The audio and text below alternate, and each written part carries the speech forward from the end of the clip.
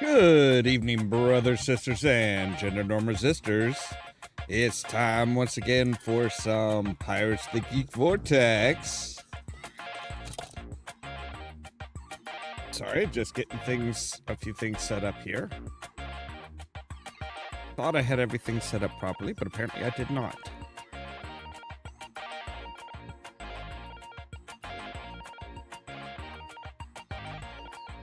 All right. With me, your host, Ollamh. Welcome, welcome, welcome. Oh, man.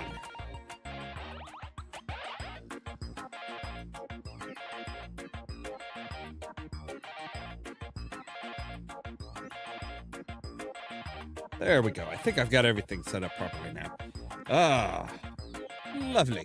All right. So, yes, we're back with some more Pirates of the Geek Vortex, and we are going to be talking about the Fallout series today. So, just a heads up, if we're going to start off just talking generally, and then we'll get into more spoilery stuff and everything like that. So, for now, let's go ahead and join the voice chat.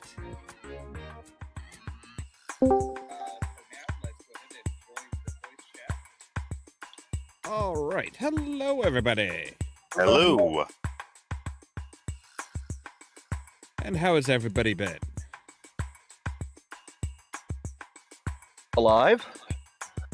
It has been a week of holy crap, all the last minute projects.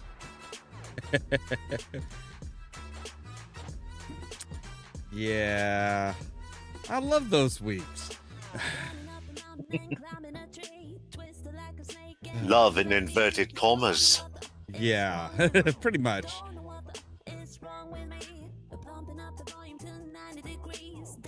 So yeah, do we just want to jump right into it, or do we want to kind of go over a few things that have happened this week first?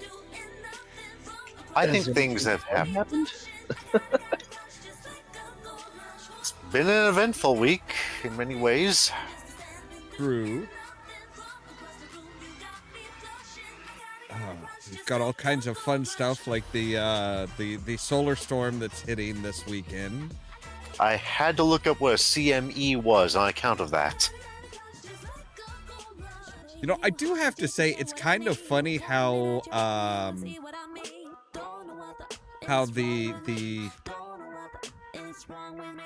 latest the latest episode, the next to final episode of X-Men 97 for this season kind of is playing with the idea of Magneto messing with the magnetosphere and causing Aurora Borealis to show up in odd places because of his fucking around with shit. And this weekend it's like, oh hey, by the way, guess what's happening? Yeah. And hello there, guys.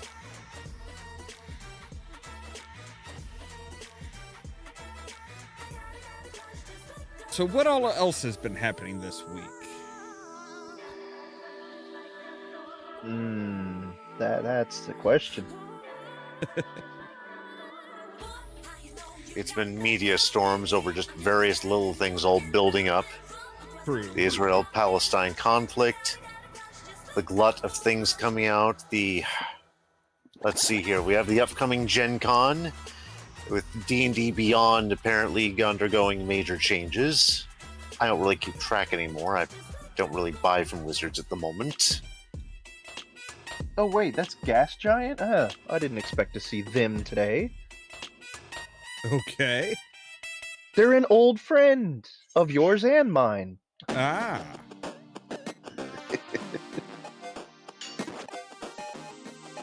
Oh wait, that's right, because they were saying that they have some strong feelings about the Fallout series. Some strong feelings, huh?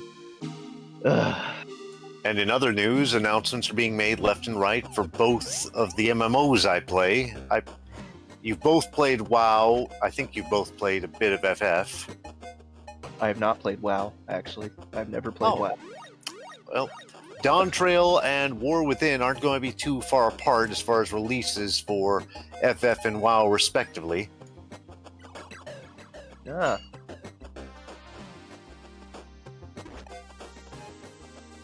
Yeah, I found a map. Congratulations. And then you give me absolute nothing. You dick of a system. Tell us how you really feel. Oh, I'm going to tell you how I really feel. Like, that's the thing I hate about the fucking gathering system in this game. Gives me a map, and I'm like, yay, a map. And it's like, oh, but that thing that you needed to level up and get this quest, yeah, we're not going to give you that. Even though it had the higher gather rate. Not showing you online for some damn reason, which is weird.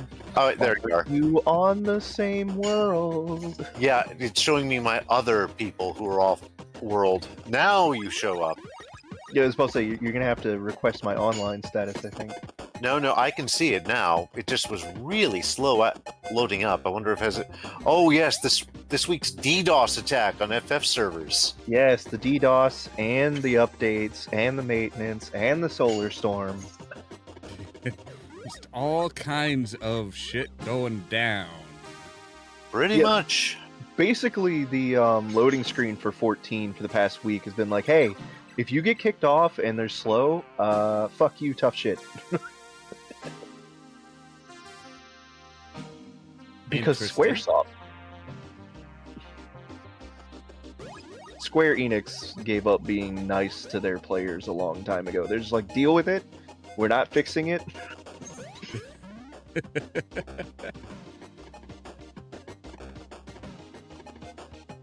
Like, they're not at Blizzard levels, but they're basically feeling like, hey, we're giving you this MMO and we're like constantly churning out content, and we have for about, a few years now. So like, what do you want?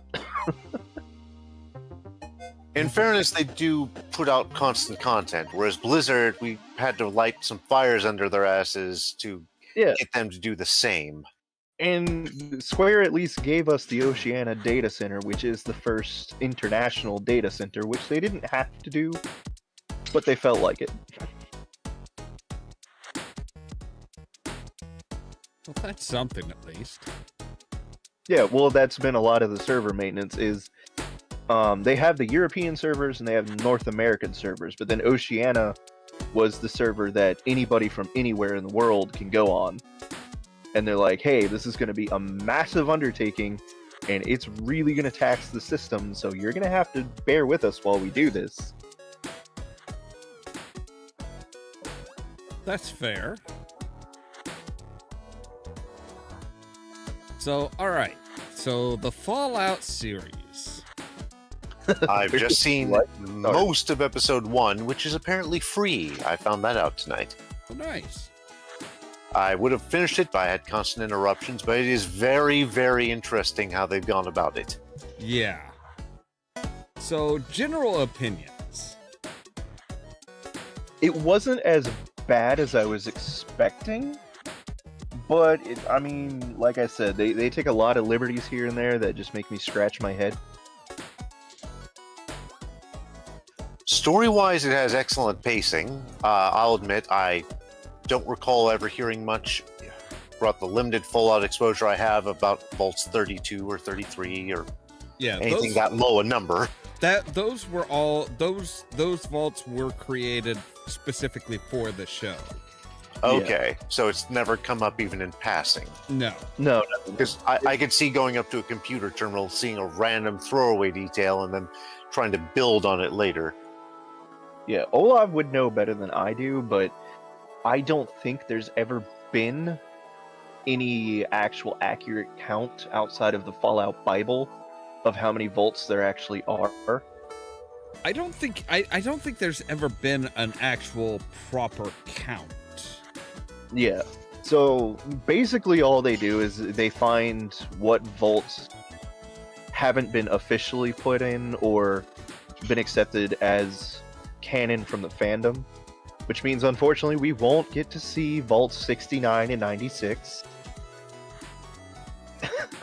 I know I read up on those at one point, but what's their deal? Vault 69 is 1 man to 1,000 women, and 96 is 1 woman to 1,000 men. Those were accepted from fandom into canon.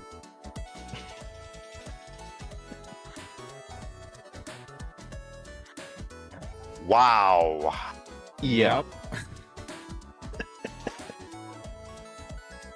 So basically, yeah, they take any number that isn't accepted into canon, and there's like, okay, well, this vault hasn't been explored yet, so this is the next number.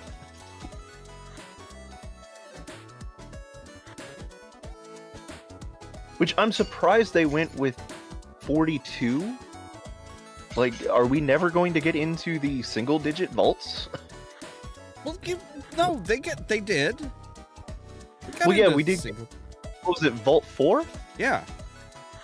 Yeah. Was So that did- during Fallout 3 you enter Vault 4? No, Vault 4 is another one that is for the show. Yeah. Okay. Like I said, I'm only most of an episode in. Yeah. So yeah. So we'll give you a heads up when we're really getting into spoilery territory. Yeah, I was about to say, we need to set some ground rules for, like, the basic conversation. I mean, there's I think the some of the very show specific spoilers we can avoid because they don't Yeah. really they're not really major type things. So yeah, like the how things end up and some of the really big spoilery stuff Yeah. we'll avoid. I mean, some of the stuff that's been hinted at since what I don't remember when they first started hinting at the lore type stuff. Absolutely episode 1. No, I mean as far as the Oh, as, like, as what far we're as getting the game series.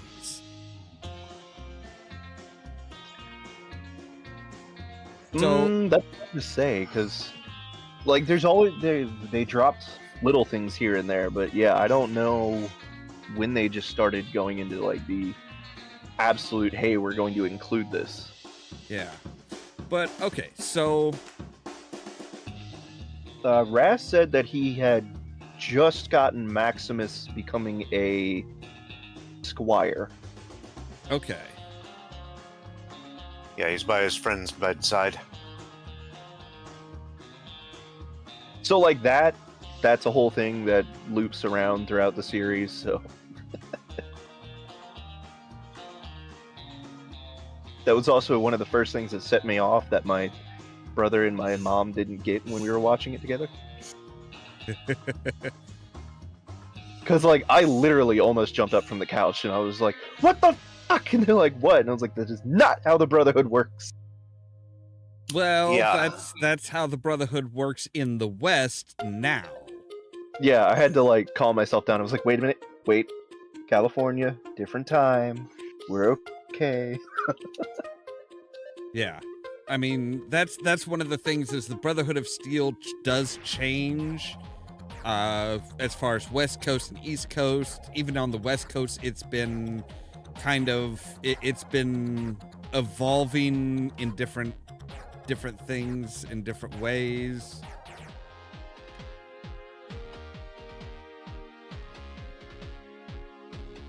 Because you've got, like, well, you've got, hell, even within the original the original couple of games, it changed. Like, originally it was, oh yeah, we are very secretive, and all of a sudden then, in game 2, well, the Brotherhood of Steel had an outpost in the New California Republic and in San Francisco, and they weren't secretive and hoarding shit that much. Yeah.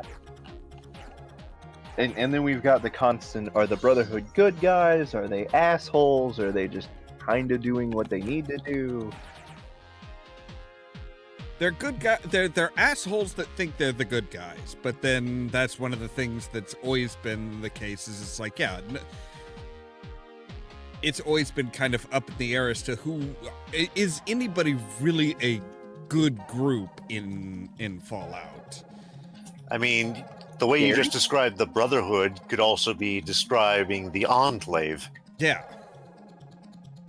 The Enclave, the NCR, everybody is just like, yeah, we're the good guys. It's like, are you really? Yeah, I'm just gonna say it again. I vote Gary. They're the good guys.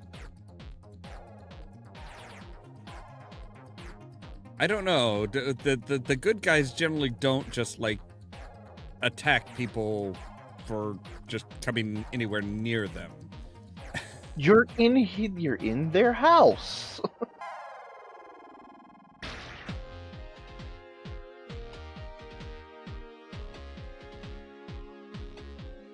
I don't know. Gary is one of those. Yeah, I would not in any way call him a good guy. I mean, a good guy has to be able to think and do more than just run around saying his name. True. Let's see. Gas says there isn't supposed to be a good faction, as far as I know. Everything is supposed to be unreliable. Well, I mean, yeah. Yeah, that's kind of my point. Is it's like, yeah, there's no real good guys. There's what can you accept? What are you willing to accept as an end result? That's honestly reminds me of 40K when you describe it that way. There might be good individuals, but my gods, good luck finding an actual good faction.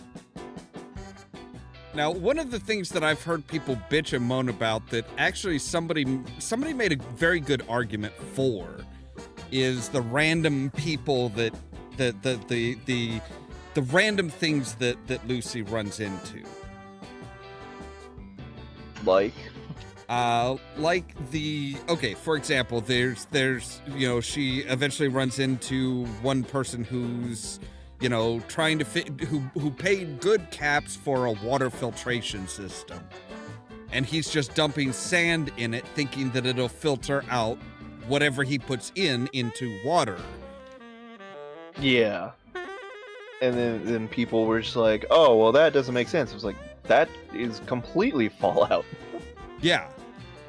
And, she runs, everybody seems to run into these, like, random things. Like, the Brotherhood of Steel, Maximus runs into, this farmer attacking somebody, and he steps in. It's like, no, hey, stop attacking him. And then he's like, but he was trying to fuck my chickens. It's like, am I? Yeah, I was about that guy. Am I the only one who had to do a double take? Because I saw the snake oil salesman, and for half an episode, I thought it was Chris Elliott. I was like, did they get him back into acting? And then I saw his face. I was like, oh, damn. Well, yeah, the voice for me was like, yeah, there's no way. But somebody, the plausible explanation for it is Lucy picked the Wild Wasteland perk? The Wild Wasteland perk, yeah. She's running into random NPCs that like, oh yeah, just over the hill, the big town of Philly that you're looking for is just over that hill. Never been there myself. It's like, wait, you've never been over the hill. It's like less than a day's walk. You could go there. And no, it's not for me. And it's like, yeah, this is totally just random NPCs. And it's like, that makes a lot of sense. It's like that type of thing never bothered me, but it's like, no, that makes a whole lot of sense. Just being, yeah, you have random NPCs. Yeah. Well, I had to explain it because, again, my brother didn't get into Fallout until after the series, and my mom tries to keep up, but the last game that she was ever good at by her admission, was Tetris. So she asks us a lot, and she knows BioShock because that's my brother's thing. And I was like, okay, you know BioShock? She's like, yeah. I was like, so you know those people who are just like gibbering batshit insane? She's like, yeah. I was like, that's your normal person in Fallout. Yep. It's, you think about it, it's like they've had it's 200 over 200 years have gone by at this point, so they don't know technology. It's like, so the idea of, oh well, I want to filter out I want water, so, and this is supposed to filter water, so I'm just going to dump whatever into here and it should give me water, right? It's like, that's not how anything works. That has never been how anything has worked. It's like, just no. My only problem with Lucy is exactly what they made her entire arc, was that when the show started out, I could not stand her just because she was like, well, in the vault. I'm like, no vault dwellers to be like, in the vault, everything's perfect. Well, that's the thing. As far as she knew, everything in the vault was perfect. Yeah, it took me a minute to just be like, you know what, that was probably their experiment, was like, everything's perfect, nothing's there. Which, by the way, did that kind of rubbed me wrong when that was just asked flat out. No, that's one of those things, you're forgetting what Vault 4 was. Oh no, it made sense when they were like, it's a society run by scientists. It's like, okay. No, Vault 4, their whole thing, their whole reason for making Vault 4 was to try and find a way to make humanity able to live in a radioactive world. It was created to make experiments. So them asking, well, what was your experiment? It's like, well, we were working on trying to make it so that humans could live in, in an irradiated world. What were you guys working on? It wasn't what was your social experiment. It was, well, this is all that our vault was. This is all we know of the vault. So they assumed that every vault was like theirs. Every vault had a scientific experiment that they were working on. Maybe it's just the way it was presented. It seemed a little like too wink wink nudge nudge to me. I can see that. But remember, this is that was the vault that Cooper was talking about in the ad that he was doing. It was, hey, we're going to have scientists here. They're going to be working on, they're going to be testing it out. And they're also going to be working on how to make humans resistant to radiation. That was an origin story I never thought we needed. I was like, of all the things I thought we would get revealed, the origins of Vault Boy was not on my list. Yeah. I mean, after seeing the origins of Terminator in a certain movie, or at least the T-800. Yeah. Yeah, well, I mean, that kind of made sense because they were leading up to that. They were like, all right, well, we know Skynet has done this and this and this and this, so when exactly did it start the Terminator line? This was just out of nowhere. They're like, oh yeah, by the way, here's how Vault Boy came around. And I appreciated the fact that they were like, hey, you know what? Let's go ahead and let's go ahead and make the fans right. Yeah. Because it was, Cooper Howard came up with the thumbs up as as kind of a, hey, everything's all right, we're all right. But he also knew the idea of, hey, in the 50s, the 50s duck and cover era, it was, hey, if your thumb covers the mushroom cloud, run. If it doesn't, there's no point in running. It's like, I kind of wondered if they were going to jump in the pool to protect the bulk of their bodies. Nobody thought of that. I'm like, there's that whole, you want to be on the opposite side of the surface of the water I've sometimes seen. I don't know how true that is. For all I know, that's just a movie television myth. Water does absorb radiation. I was watching a video recently where the fuel pool for an actual nuclear reactor, so long as you're not like within 200 feet of the actual fuel rods, you're fine. So you can jump in that pool and tread water all day and you will not receive a single dose of radiation. Is it intelligent? No, but you can. Now, depending on how close you are to the explosion, I mean, it'll protect you from the radiation a little bit right up until the thermal radiation boils the water away. Yeah. But then you've got a whole other problem. That's what bothered me so much about the opening scene. I was like, okay, first off, there is no way you're telling me that anybody at that party mistook the camera flash for the flash of a nuke. Well, that's the thing, is there was no camera flash at that point. They were all inside watching Grognek the Barbarian. Yeah, but they were like, that's what they were setting up for, was like he had the camera and was constantly using the flash to take pictures. It was like, there's no way you're getting me to believe that anybody at that party is like, oh, that he's just taking another picture. No, but like I said, they weren't looking out. They were focused on the TV. That was in their peripheral vision at that point at most. Yeah. They were all they were all in the house. Yeah, the fact that he was on the ridge and he saw the city, I was like, you're a bit close there, buddy boy. Actually, no, he was fine. I was just thinking that's a lot of nukes for one city.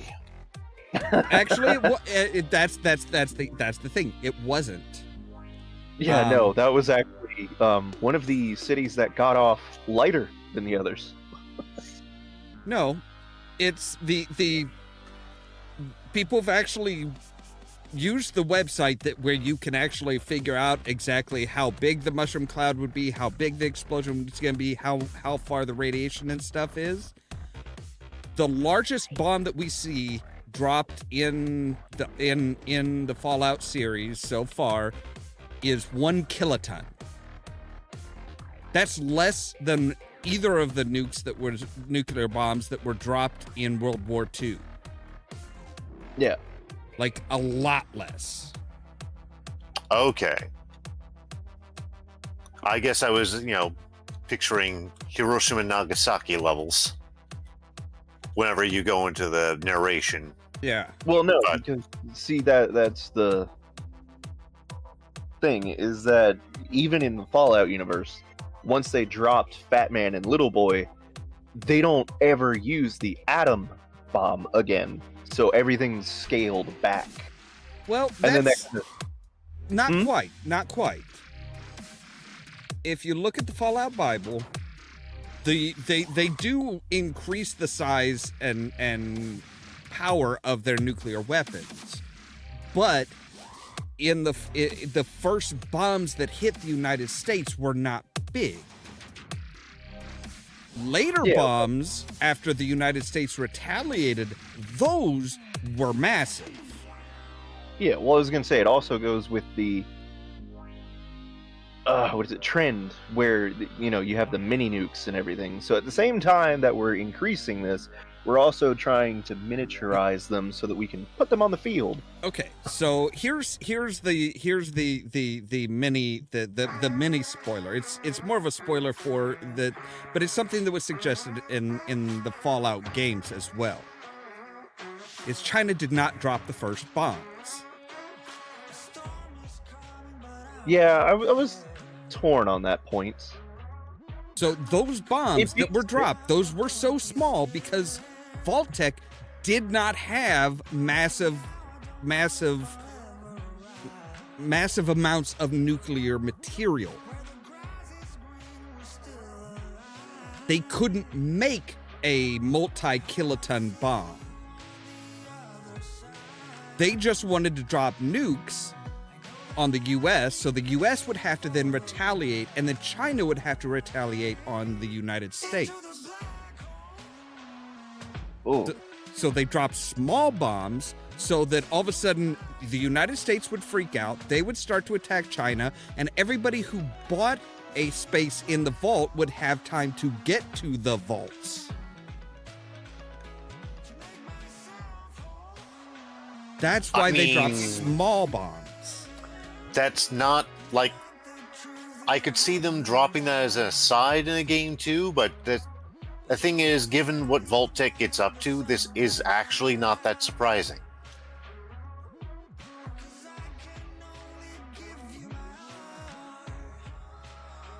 But yeah, that's No idea what I'm doing in this game.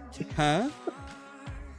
Oh, I just got to another part of gathering, and I'm like, I have no idea what I'm doing in this mini game. But yeah, that's the thing that has that a lot of people are like frustrated about and kind of arguing about. It's like, well, why would they even do that? It goes against what they would, what's best for them. It's like, not really.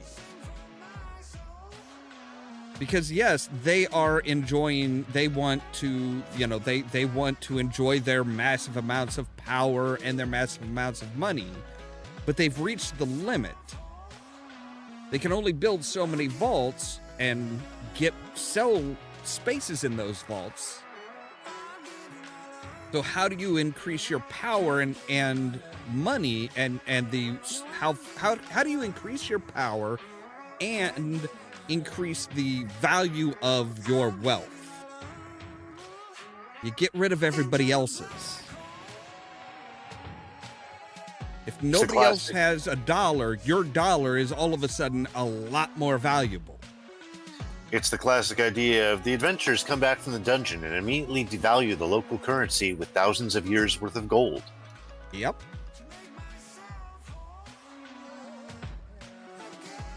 And that's Just as an aside, just to Ras, I have no idea how the collectible system works, and this is already pissing me off.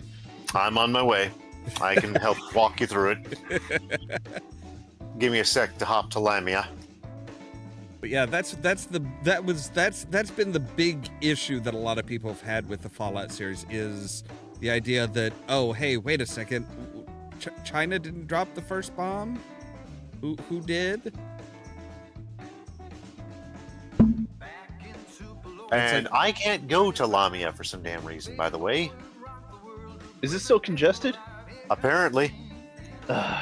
I can see if I can hop over to Gilgamesh. Worth a shot. Okay, so Gas says, in the games, when you play as a vault dweller, you have no personality. So Lucy is the first time we really see a main character from a vault with a personality, and that is very true. At least with a canon set personality. Because, yeah, your player character, I mean, your personality is based on what you choose to do. Are you a dick to Butch and, stand back and just watch his mother and him die by rad roaches, or do you go in and help? I went in and helped, even though I had to, at several points earlier, hear the ridiculous phrase, tunnel snakes rule. Yeah. I tried shooting Butch in the face, unfortunately. It never occurred to me to, considering he was the one begging me for help, to shoot Butch but to help his mom. You can't. Unfortunately, no matter which choice you make, Butch is registered as essential. Yeah. So I helped his mom and then tried shooting him in the face because it was like, I don't care, but it's like, nope, Butch must live. Okay, so I managed to collect a rarefied rainbow cotton bowl. These are words that I just said. Yeah. I will take your word for it. Alright, so I'm gonna log out, hop over to Gilgamesh. I was going to say, you shouldn't need to log out to hop to Gilgamesh, because we're still on the same... No, we're not. Oh, we're not? Oh, maybe I do need to... Hold on, I'll head to you. I thought I had to. My bad. Gilgamesh is on Aether. Lamia's on Primal. That's right. Alright, I'm heading to you. Yes, we're not in the same data center, my friend. For a second, I just... brain fart. It's okay. And I traveled there the other day. I should remember this.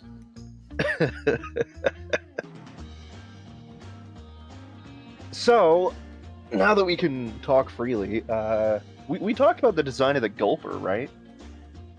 Yeah, but kind of. Yeah, because I wanted to ask your opinion on that, other than like the massive creepy fingers. I mean, it makes as much sense as the gulpers on the East Coast. Yeah, I guess so. I mean, the East Coast gulpers are based on a salamander that is kind of exclusively found in the East Coast, on the East Coast. So Did we get in? Sorry, continue. So the West Coast, they, you know, if they're going along the same lines and trying to do some of the same stuff, yeah, it makes sense that they would use the local variant, the local salamander variant.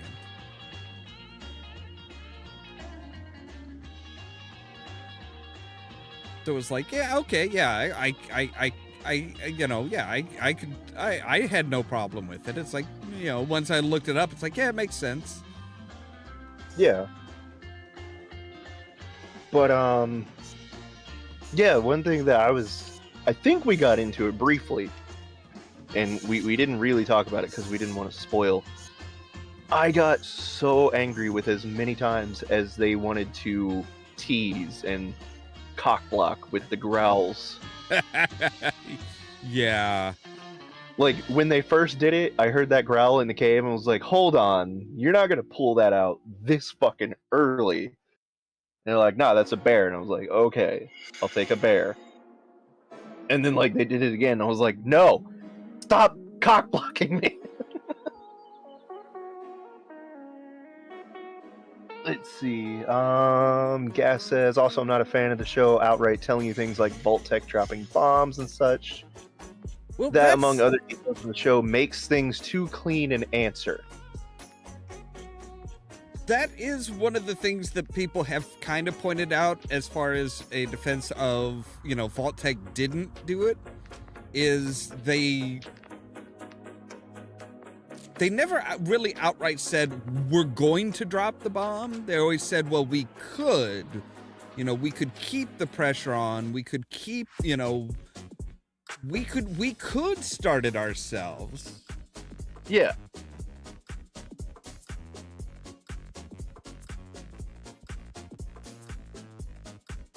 I mean, like, I see where they're coming from. It did seem too clean to me, because I was like, isn't this just keeping things to where we don't have to go to other locations? We can keep everything relatively within California and the surrounding states. I mean, as far as that particular show, I mean, they kind of had to. They kind of had to keep everything fairly well contained. Yeah. But then you've got but then they're like, oh, okay, well, you know, everybody gets, you know, all of our investors get their own, you know, we can make whatever vaults we want. Oh, that shit. I was laughing at that because they were like, you can do whatever you want, any vaults you want. And I was like, wait, but you don't have. And then I saw the guy with the mustache. It was like, oh, there's House. Okay, cool. Yeah. And it's like, okay, so, you know, and it kind of explained things a bit better for as far as I'm concerned, as far as why it's like, well, you know, if the investors know what's going on, why you know, if they're getting government funding for this, how are they hiding it from the government? It's like, well, it's not really government funding, it's private funding, and all the big boys are saying, hey, you know, what if we did this? Yeah. You know, these are people who they don't really view people as anything other than lab rats. It made more sense with that, because, like, they showed West Tech and Robco, and I was like, okay, see, I can get that, where it's not actually government funding, it was government contractors who were probably be like, hey, look, we've got this lead for, you know, some new weapons or armor or, you know, things to give us the edge in the war. but we're going to need some really good funding. So if you funnel it our way, we'll give you some good results. Yeah. But yeah, it's like it's one of those things where it's like, okay, that kind of explains things a bit more. It definitely made it a lot more believable that it's like, okay, so they're not just like taking this money from Uncle Sam and being like, hey, by the way, you know, all those vaults that you're paying for, yeah, we're not really, you know, we're not really keeping them, you know, we're not really doing what we're telling you we're doing with them, so we're blindsiding everybody. It's like, no, there was, you know, everybody was in on it and was like, okay, so here's what we want from some of our experiment vaults, and here's what we want from our home vaults. Like, we want to be able to do this, we want to be able to do that. It's like, okay, sure, why not? And that's what I was pointing out, is they still never actually gave us a vault count, because like they had her saying, well, we have over 100 vaults throughout America. I was like, okay, but didn't we establish there's definitely more than like 200 vaults somewhere? I don't know if they ever established an upper limit. That's the thing. It's like, it's always been like, oh, well, you know, we've got a lot of vaults. It's like nobody really seems to know how many they had.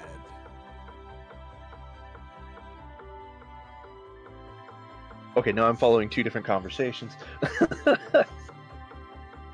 So, short version, we found each other in game. I managed to get over there, and now I'm just trying to help with the whole... for those of you listening in, FF has a massive gathering and crafting system that are often needlessly complicated, and yet we max the hell out of them anyway. Yeah. Because I was about to say, yes, I could definitely use anything you could create for DOH or DOL. Because right now I'm trying to gather in the diadem, and my fisher can't catch shit. Let me start with your botanist there. Okay, cool.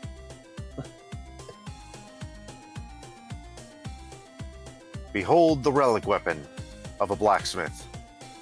Ah, yes, the glowing hammer of doom. Glowing hammer of doom. Okay, so while we're talking, I'm just going to go ahead and figure out what the best thing to make is. But yeah, I mean, I don't think they would be. I don't think anybody is ever going to be allowed to say, "Hey, this is how many vaults we have." Period. That's it. I have to go to Sapphire Exchange, but yeah, I don't think they ever will, because that map, is it just me, or did they suggest they actually had vaults also going up into Canada? Well, Canada is part of the United States in that they were annexed. Every vault map I've seen stuck with like what we call the continental United States. And then I saw that map, I was like, wait, did we go into Canada? Yeah. That was one of the first things we learned about in the original Fallout game, was the United States annexes Canada, and it's like, wait, what? Yeah. I'm still wondering about Mexico. What the hell happened there? I was wondering that myself, and then you've got all the various parts of Africa. You've got to wonder what the hell happened to Europe. And Australia is probably the most isolated. Did they get off relatively unscathed? Well, Australia just turns into Mad Max. Yeah. We didn't need to know that one. Like, okay, that's a given. Speaking of which, just a random side note, has everybody seen the trailers for Furiosa? I have, yes. Saw a bit of one with Hemsworth. Yes. Am I the only one who's wondering why, if it's supposed to be focused on Furiosa and supposed to be a female-dominated movie, why are we focusing on Hemsworth? Name power. Star Probably. power.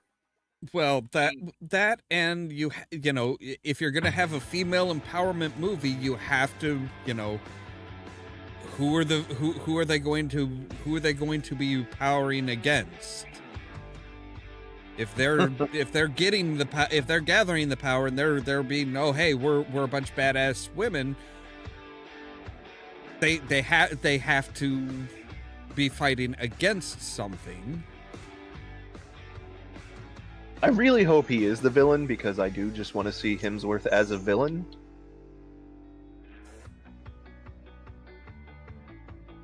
Yes, the golden rule of the wasteland: thou shalt get sidetracked by random bullshit every goddamn time. I love that line. That is the entire way I played Morrowind, so yeah. And I love how I love why that came up, because it was like, okay, so we need this special item. It's like, oh, so yeah, all that medicine that I need is now destroyed. Well, shit. Yeah, it's like, I need this item, but in acquiring that item, the other key item that I had is now gone. So now I have to get that key item. But in order to get that key item, I have to go here. I have to go here, and I have to pay for it somehow. It's like, all right.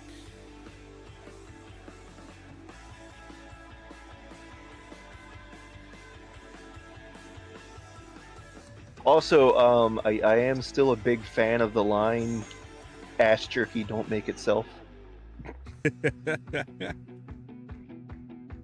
I don't know why, it's just he said it and I just started laughing.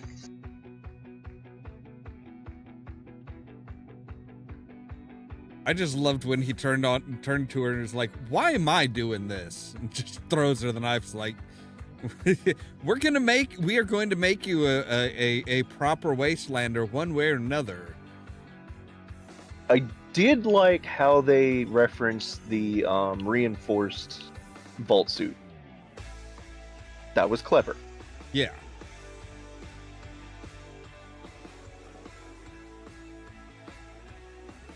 Now, I will say it is kind of interesting. It's kind of interesting how they're playing around with the ghouls.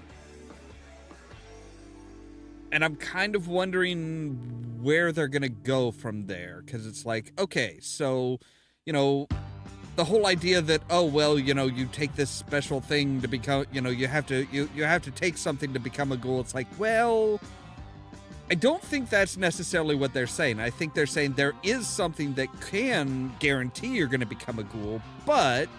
Oh yeah, that was a good twist. Saw it coming from a mile away. Yeah, when it's the exact same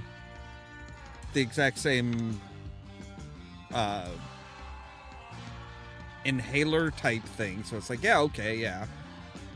Well, I mean, again, he was like, this is my special potion. Do you know how to make it? No. So either you can die or you can take what I have. I was like, he handed it to him. I was like, wait. That's not gonna be what I think it's gonna be. And I was like, but how would he even create that from just random shit from a cabinet? Because, again, they've been blocking us with everything else. Like, they kept making you think they were going to put a death claw in and never did. So it's like, are they going to introduce FEV? And are they just going to do it in a random fucking medicine cabinet in the middle of nowhere?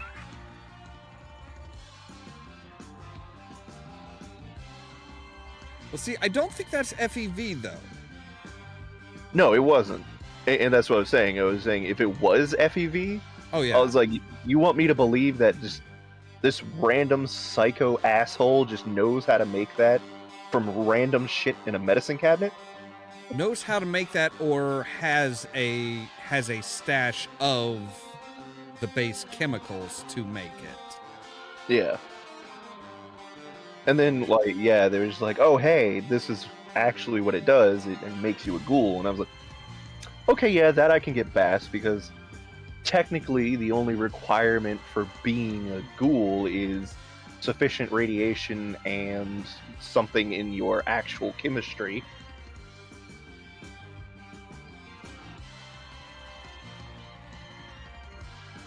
I agree, Gas. I don't think there's going to be any of the official games will ever take us outside of the United States. Now there is a fan-made mod that's going to do that. I remember early on in Fallout 3 finding what looked like an alien spacecraft. Yeah. Yeah, that's a running gag throughout the series. I mean, it's not. I believe the it is. Zetans. Yeah, they're called Zetans. They've been visiting the Earth for centuries. And the alien blaster is consistently one of the best weapons in the game, but the ammo is a pain in the ass. Yeah. Well, And then Fallout 4 gave you the choice. You can keep the Zeta blaster as it comes and have great damage, but you only have a limited amount of fuel cells, and once they're gone, there is no more of that type in the game. Or you can convert it to use the standard energy cell, and the damage scales off.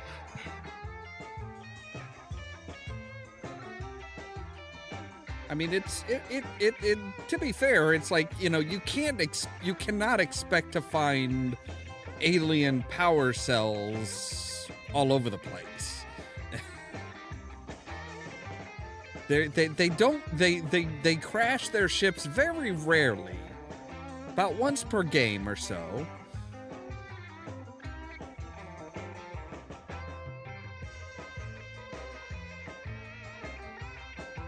Oh, and apparently, this one actually did make me chuckle a little bit.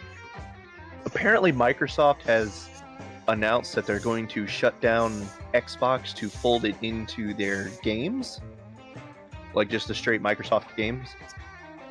Apparently, in protest, some of the developers on 76 that got fired went and set off massive nuclear attacks on their bosses' bases.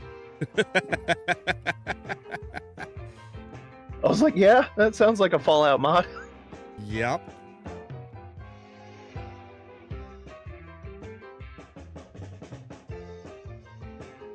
Oh, jeez. See, the one thing I hate is that when you party in this game, it turns your name back to blue, so I can't find anybody. But very light teal blue. I usually just use the mini-map at that point because that's what WoW made me used to. Yeah, that's what I've been trying to do, is find you on the minimap. Okay. Yeah, so those should help your botanist a lot.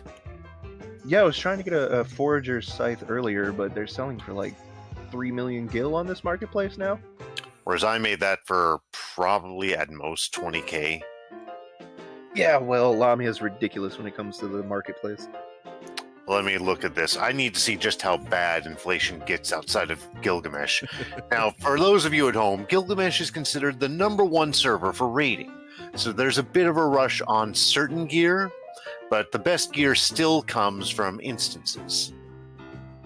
And if you want the most inflated server as far as the in-game stock exchange, that would be Behemoth.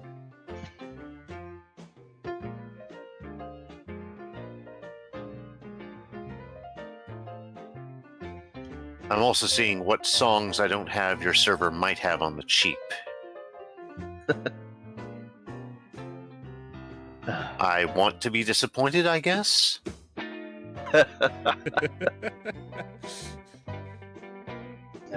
Sounds like you are. It sounds like you are, whether you want to be or not. Imagine being, in Oklahoma and suddenly having this random thought pop into your head of, hey, I wonder if cheddar cheese is cheaper in Cornwall.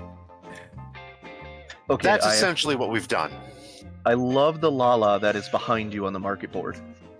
Pocket assistant. Pocket assailant. Oh, yes. Now, since we're nearly an hour into the podcast, Can I tell you the person I've friended with the most ridiculously horrifying name I've seen yet, and I had to friend them just to see how long it would take Squeenix to force a name change? I can probably beat them with the 2 that I saw this weekend in Ishgard, but go ahead. Okay. Do you have one that beats breedable submissive?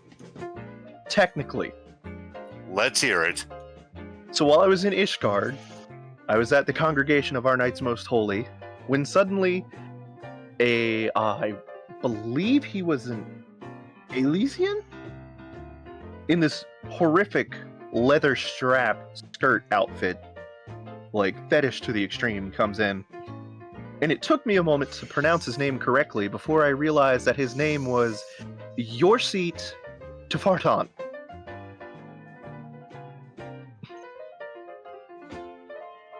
You know, if you remember Triumph the Insult Comic Dog, technically he is worse than that. But Well, the implications, you're right. no, this was the best part. So I went from seeing Your Seat to Fart On to running to Ulda today and finding Lord Farts-a-Lot. Okay, your seat is infinitely more implicative. Yeah, I was like, I should get these 2 together. Like, I just need these 2 in the same room.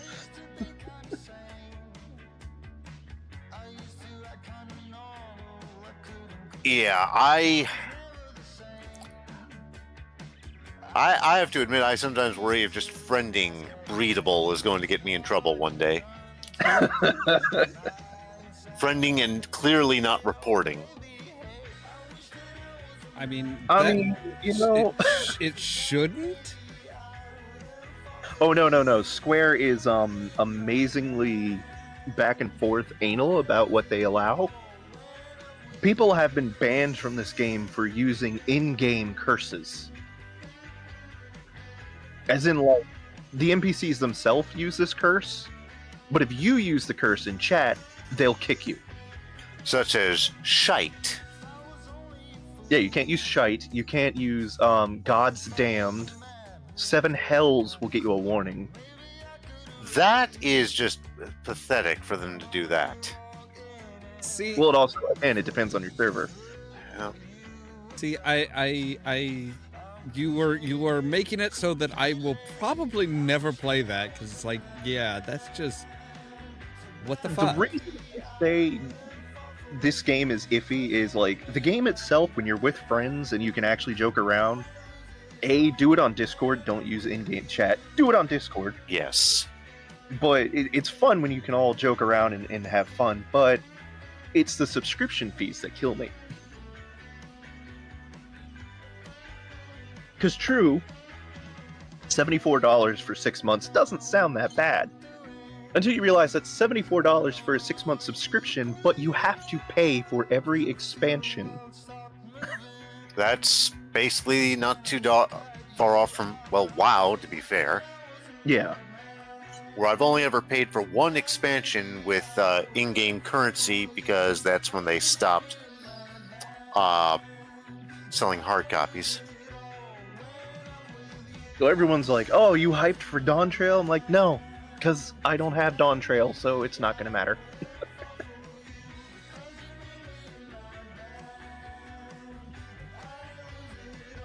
Now, if I manage to get a job between now and when Dawn Trail drops, maybe I'll get Dawn Trail. Yeah, for now, if you're still that down low in level, there's no point yet. Yeah. Just go as far as you can, and don't pick up expansions that you actually need to a level cap advancement. And I just reported someone for RMT. Oh? Look in the chat log. Hi, Yesella, or you say it. Some name that was not well thought out from the Exodus server. Oh. Oh, we I- get that shit all the time. That's what Lamia is for, is people pimping out their, hey, buy our gill.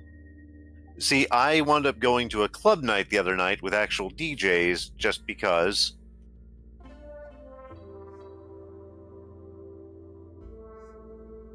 And yeah, that's how a lot of people make money, is they're just running a Twitch account and showing in-game footage of what's going on in-game with their club nights. Yeah. I need to fish. What's a good place for a level 23 fisher? Well, hold on. Let me look through my fishing log.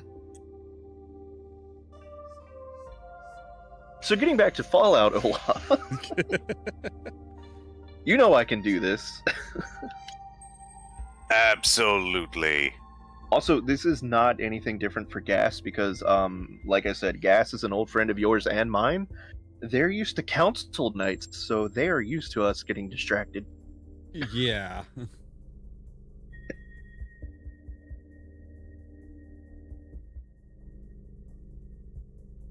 I was gonna say I just thought about it and it's like, you know what? No, yeah, the gas giant does sound familiar. Yeah.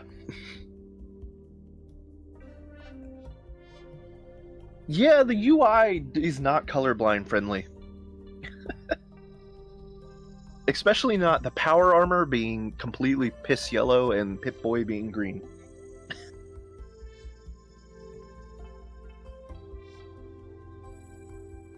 Costa del Sol might be a good place.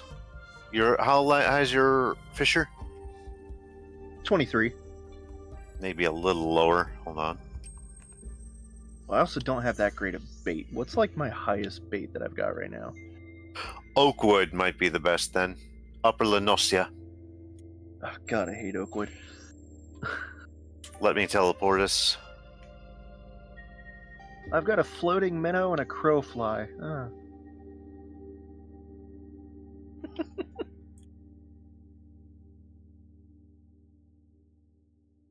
So okay, you were saying getting back to Fallout. Oh, yeah, let's get back on topic. Oh, I thought you were bringing up. What I did want to mention, I did find the concept of using Radaway as a what is the word? Disinfectant? Sedative? No. Yeah, sedative for a ghoul. It was actually really cool.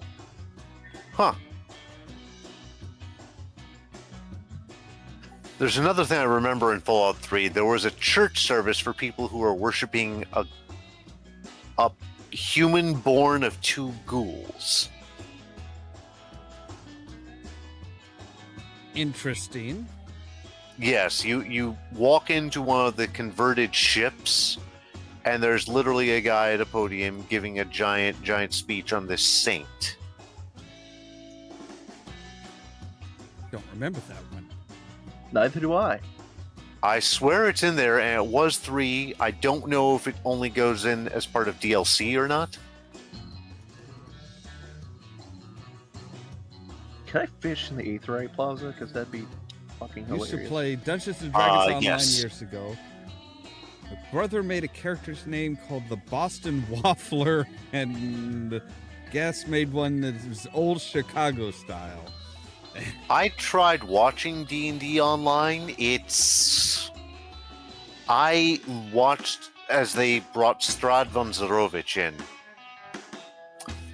and I wept. And they were not tears of joy. That fight is longer than freaking Arthas and infinitely more repetitive. Even if you don't play WoW, you probably know who Arthas is.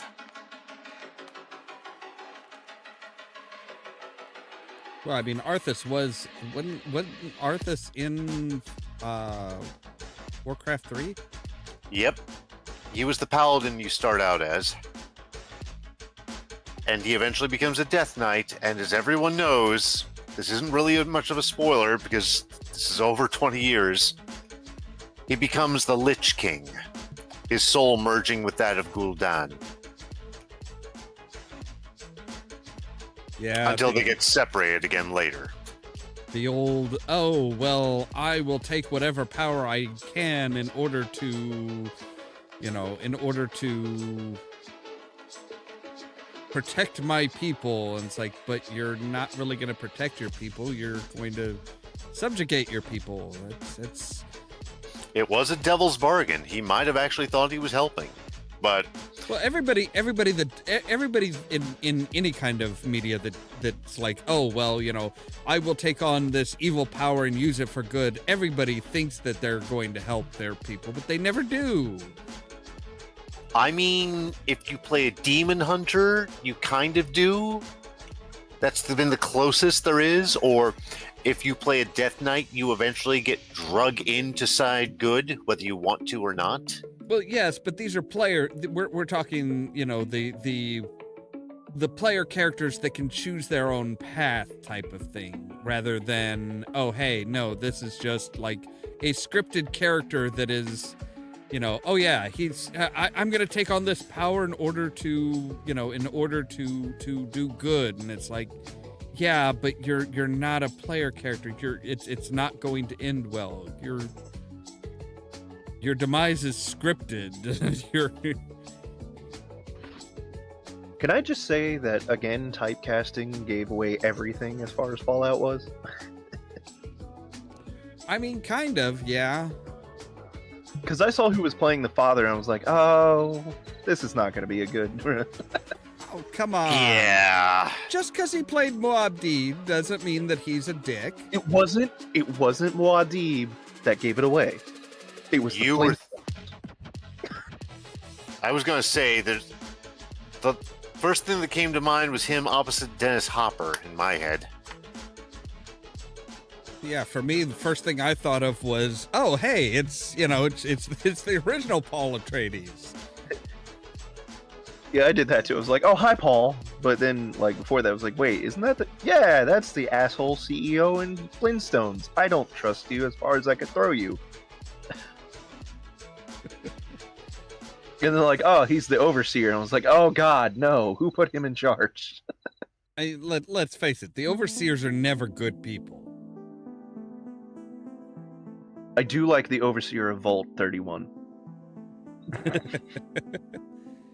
That made me laugh so hard.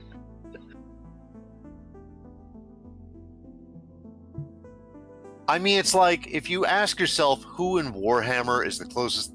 Sorry, Warhammer 40k, who's the closest faction to a good guy?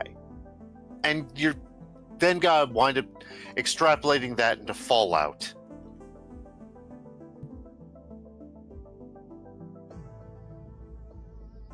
Oh, wait, shit. There was a fish on the line? He didn't even give me a notification that time. Wait, what? Oh. It's noise-based, just like, wow, you gotta wait for the thing. Oh no, I'm playing controller, so it usually gives me a vibration. Oh, right. So, like, there was barely a vibe, and then it's like, oh, the fish got away. I was like, what fish? There we go.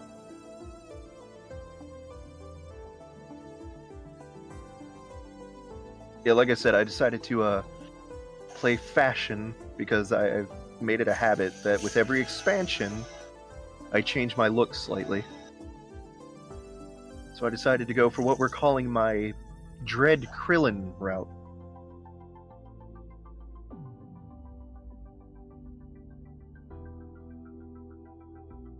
I apparently had never fished a mitten crab before.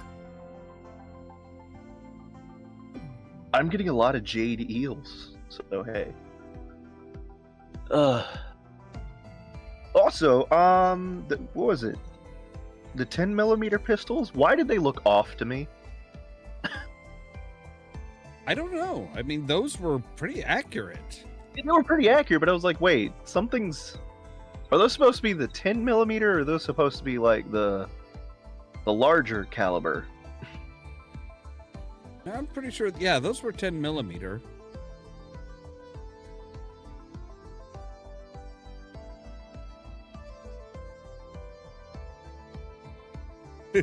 Never said the game was particularly good, but I had a bunch of friends who played it. Yeah, I can. We can't relate. Yeah, I can relate so much with that. I have seen they did this storyline recently that almost got me interested in playing, and that was the giant war in Mensa Berenson. For those of you who don't know, in the Forgotten Realms D&D world, Mensa Berenson is the most well-known city of Drow, i.e. Dark Elves. It got its own box set, a massive box set I owned back in the 2nd edition days. Also got its own video game. The video game is... it is one of 3 to use that engine: Strahd's Possession, Stone Prophet, and Mensa Berenson. Of the 3, I think I only really enjoyed Stone Prophet. It didn't say it was a good game, just said that it got its own game. Point. A lot of stuff that gets its own game isn't particularly good. Now, Dark Sun Shattered Lands, amazing. Dark Sun Wake of the Ravager, less so. It was a time when SSI was getting away from gold box games. Well, let's not forget that almost every series has that game that we do not speak of. Like Devil May Cry 2. We don't speak of Devil May Cry 2. Most people would tell you that the Castlevania series, the unspeakable game, is Castlevania 2. But it's honestly one of my favorites in the series. You say you don't talk about Devil May Cry 2, but you're talking about Devil May Cry 2. Well, it's one of those, like, you can mention it exists, but you don't ever go into it.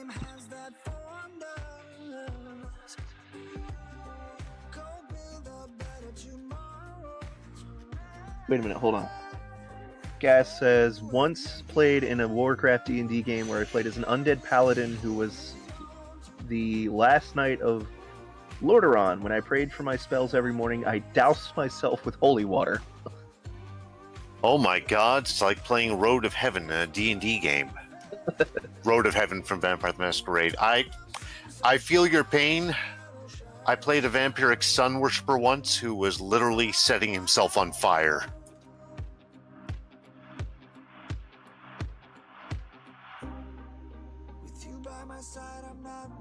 Is it bad that every time I hear stuff like that, my brain just goes, how very Catholic? Okay, in fairness, I was an altar boy. But that character was a pagan. A four-eyed fish. I was going to say, is that why your hair's parted in the middle? I wasn't even going there.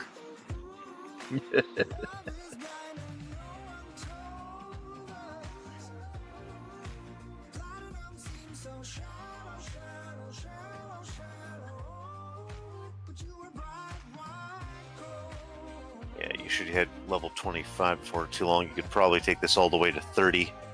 Yeah, I'm a little more than halfway on 24. I'm at We also need to get you some, what do they call them? Leve quests. I hate doing leva quests, so I just don't. I get it. To get you more XP than anything else, especially if you can multitask them in some way.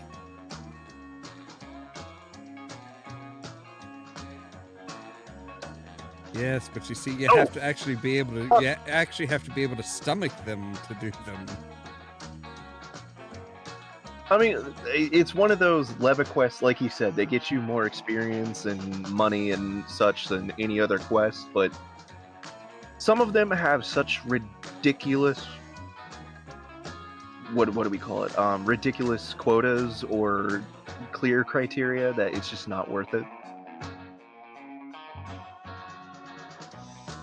So, mostly on account of my level, I think I'm going to kill this guy. As a fisher. You have fun beating a Mamoja with a fishing pole. I am not going to do that. He's dead. Where's your thing to ward them off? Sneak? I don't know, because I didn't... It's been doing that. Like, I have all my sneak and everything on my left trigger hotbar, and I have not touched that all night, except for when we were at the Aetheryte Plaza to turn it on, and then sneak just randomly turns off. Sometimes it does when you teleport. I've got hotkey to 6 on my bar. Let's see here. So, Gas says they... you sided with the NCR in the 2 or 3 games that they were present. I could see that. I mean, the NCR aren't bad. They just have little to no idea what the hell they're doing. Which actually brings up the other kind of like, you know, the other kind of I guess kind of spoilery stuff. And that is what happened to Shady Sands. Yeah. Now this one, that's one that kind of, I mean, they kind of broadcast that. Well, kind of. That was another one, like, it could have been really cool as a mystery, but then the moment they had a character say, hey, the bombs dropped when I was a kid, I was like, yes, excuse me? Okay. What they were trying to do, I know what they were trying to do with that. And that was raise the question of, wait, so... Because I wondered, when I first heard that, I kind of fell for it, because I was thinking, okay, wait a second. So they're telling all of these kids that, oh no, you've been down here 219 years. We have a ghoul that existed from before the war. Has the war, you know, is it actually 219 years after the war, or are they just telling everybody in the vault that it's been all this time, and really it's only been 20 or 30 years? Yeah, and I was thinking maybe that was where they were going to pull another, like, oh, hey, this character is not actually who he says he is.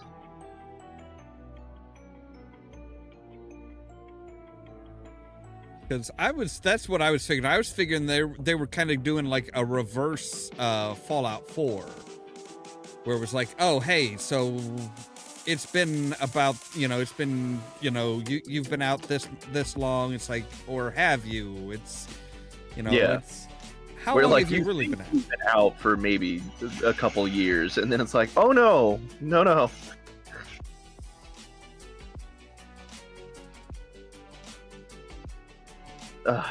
But with everybody, like, everybody's just absolutely losing their shit over Shady Sands. It's like, actually, it kind of, you know, even in the Vault 4, where it's like, they're like, oh, hey, so here's the time frame for all of this, and everybody's like, but it couldn't have been destroyed when they're saying that it was destroyed. It's like they didn't say that it was bombed on that day. They said that that's when Shady Sands fell. Yeah. It was, you know, hey, Shady Sands became the capital of the NCR, and then it fell as the capital because the capital was moved as they started expanding out. It did make me giggle, and it does support our theory of Lucy having the Wild Wasteland perk, and the fact that that character emerged from a fridge. I kind of wonder if his original name wasn't Billy. It wouldn't surprise me. Because I was like, of course, you know, he's in the fridge. And I was like, oh wait, yeah, that was like the first thing you find in the Wild Wasteland is Indiana Jones. Yeah, you find Indiana Jones, and then in Fallout 4 you find Billy, the ghoul kid who hid from the original bombs in a fridge and basically was stuck there for over 200 years. Okay, so next order of business is improving my bard's survivability. Let's see here. So Gas Giant says, Ms. Branson is possibly responsible for more R34 D&D art than anything else. Yeah, I can totally see that. Yeah, it doesn't surprise me. Castlevania game you never talk about as the first 3D one. I don't think we ever talk about any of the first ventures into the 3D world for most games, except for Duke Nukem. That paladin also got a magic sword that was made from the purified great sword of a Death Knight and was powered by that Death Knight's soul until he repented for his sins against the light. I will agree with Gas Giant about the first 3D Castlevania. The first 3D Mario was good. First 3D Zelda was good. This is reminding me of that conversation that we were having when we were running maps on Monday, Rasclin. Oh, yeah. Now, let's see. That Death Knight got so needlessly emo, we joked that every time he unsheathed his sword, Linkin Park started playing.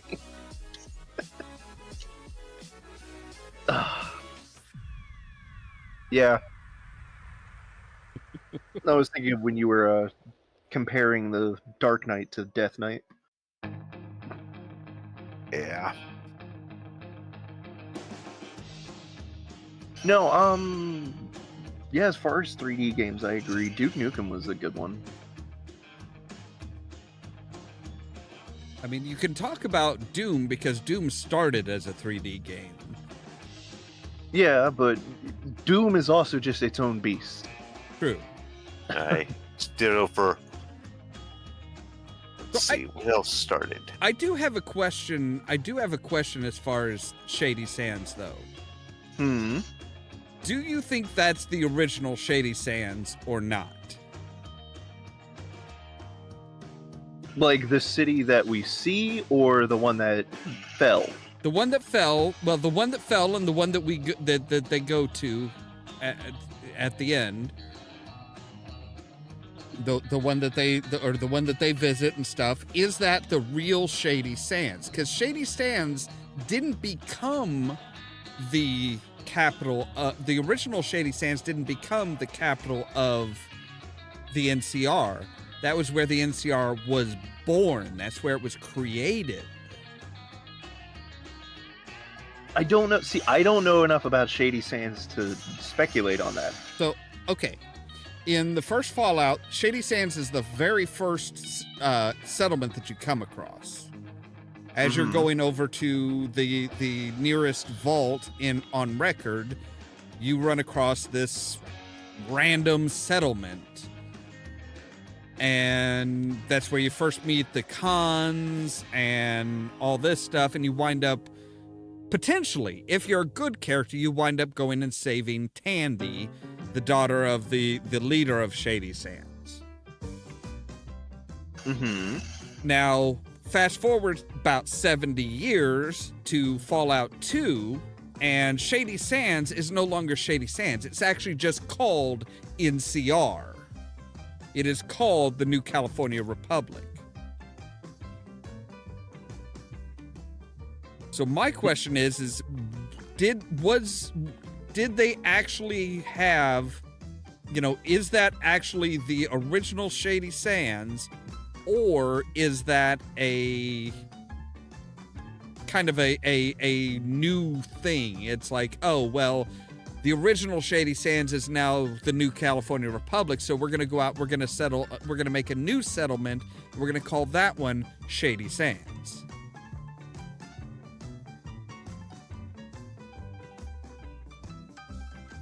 I think there's evidence for both.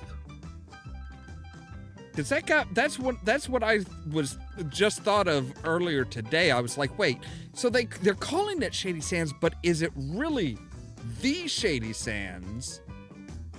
Or is it, hey, so we remember the original Shady Sands, it's no longer a thing, so we're just gonna make our own Shady Sands. Nobody's using the name, so fuck it, we're going to.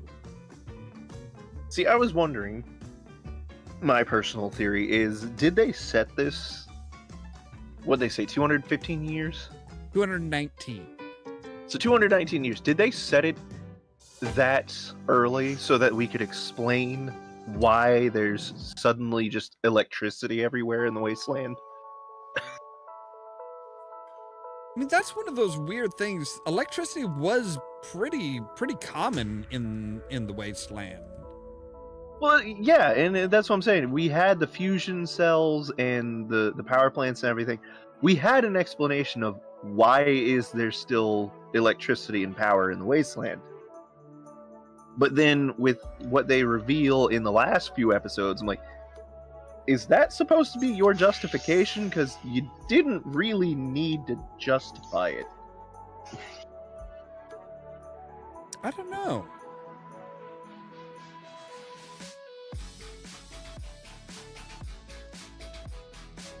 I mean, that's actually a good question. It's like there's a lot of stuff where it's like, wait, why all of this? Why is this there's a lot of stuff that is kind of like, okay, so I mean, I think the ultimate end of the series was more of a, hey, so one of the things that they did throughout this series was essentially kind of like, oh, hey, we're going to very, very obviously borrow things from the various different Fallout games. Yeah. And one of the big things that they, so like they borrow things from Fallout 1, which, was kind of obvious. But so it's one of those things where it's like, hey, so maybe that's kind of them borrowing something similar that happens in Fallout 3. Like, hey, we're gonna take care of one of your big needs type of thing. But even with that, it's like, but you don't really have a way of distribution or infrastructure. None of that exists.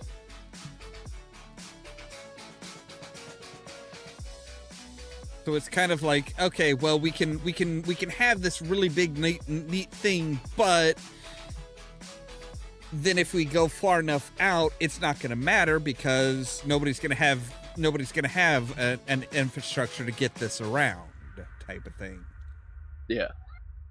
All right, I need to take a real quick break because I need to run to the bathroom and then grab another drink. So I'll be right back. Okay, I think Sounds I'm good. on my own. No, I'm here. I ran into town to take care of something. Yeah, I was about to ask why the hell we're in Limsa. I didn't know you were going to take my teleport after I said be right back. I really wasn't doing anything. I was like, hey, we're here, there's level 30s. I have level 30s that need to level up. I will admit I'm a creature of vanity, so when I switched to a 30 and saw that I screwed up my outfits and glamours and portraits, I went to the nearest city to fix that. I do the same. I don't blame you. So yes, this is my machinist. I was saying earlier that it pisses me off that I have to keep going back to Ollamh just to get to the quicksand, just like, hey, this dude's here again. There's always this really buff row in a Moogle head and leopard print G-string. Coming your way. Now I'm going to go grab me a bagel. Yeah, it's Papa Mog here. Okay, trying to target your target. Well, you just ran through him. Ah, yes, I see. Basically doing Urasa Yatsura crossplay. Basically, yeah. Anyone out there familiar with the work of Takahashi Rumiko will know exactly what I mean. Yes, folks, you have to go back far further than Inuyasha and far, far further than Ranma 1/2.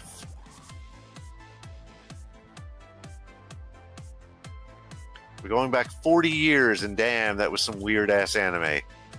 Even by my standards, I own the DVDs.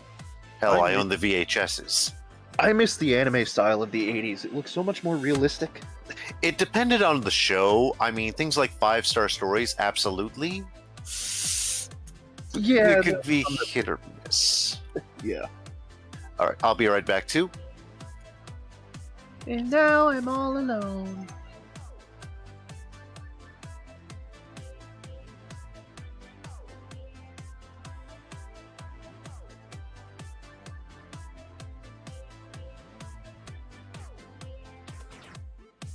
Okay, so that's more of an Ollamh question, because again, I'm not very familiar with the NCR themselves outside of New Vegas, so can't answer, but I think they did.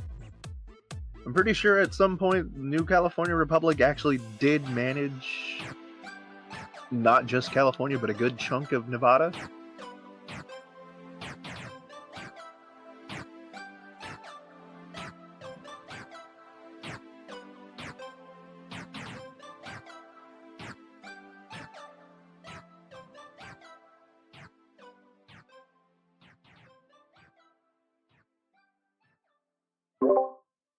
All right, and I'm back. Yay, just right as I made myself look like an idiot. Okay. Gas was just saying, didn't the NCR control a big chunk of territory? I was saying, that's more a you question, because as far as I know, they controlled a lot of California and some of Nevada. Yeah, they did. Yeah, they tried to get into Arizona. They controlled a massive portion, like pretty much everything south of Vault 13 and 15 and Shady Sands was like New California Republic territory. Yeah.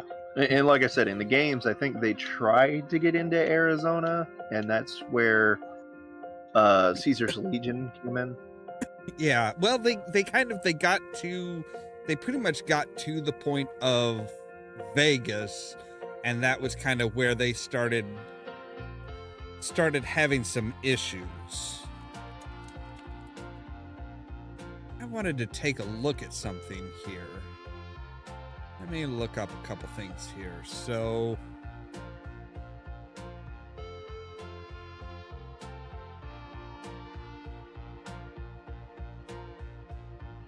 look up the map for Fallout 1, because it's like, I don't know if...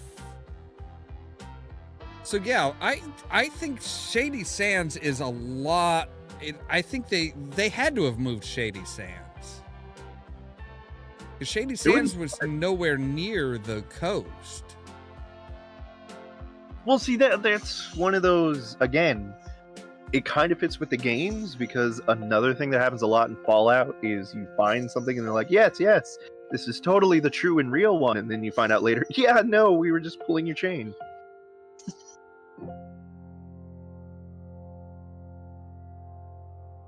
Take a look here. So there's Reading, there's San Francisco. Yeah, see, Vault 13, 15, and the New California Republic are a little ways south of and way east of San Francisco. So here's my question, though. And we can kind of get into it while Rask is gone. The whole Vault 31 thing, I'm still confused on how exactly they're pushing that. What do you mean? Well, I mean, it's one thing if you just have the slogan and it's tradition. But at the same time, you're telling me in over 215 years, nobody went against that? Like, not once did they manage to vote in somebody from Vault 32 or 33. Nope. Because it was like, without mind control or drugs or something, I'm pretty sure you would have had at least 1 year where some rebellious asshole was like, yeah, I'm not voting for this person. But see, you're forgetting something. You're kind of forgetting something. They manufacture... when the vote comes up and it looks like they might have stiff competition and actual competition, they manufacture some kind of a dilemma, some kind of an issue for them to say, look, you know, we're having major problems. Yeah, we'd love to have somebody from Vault 32, but we have a crisis on our hands. people from Vault 31 have always dealt with all these crises. Don't stir the boat. Don't put somebody who can't handle that dilemma in charge. Honestly, I think maybe it's just me, but then again, I don't belong in Vaults 31 through 33. I would sit there and be like, wait, if Vault 31 is used to things like raiders coming in and blowing up half your vault, what the hell's going on in 31?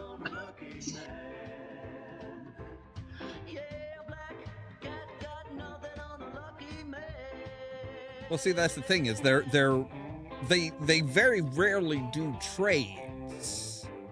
They even Vault 32 and Vault 33 very rarely do trades, only when they really need something.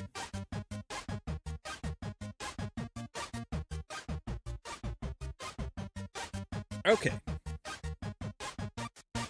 So I have some footage to show here. Let me get things pulled up here and done set up right. Okay.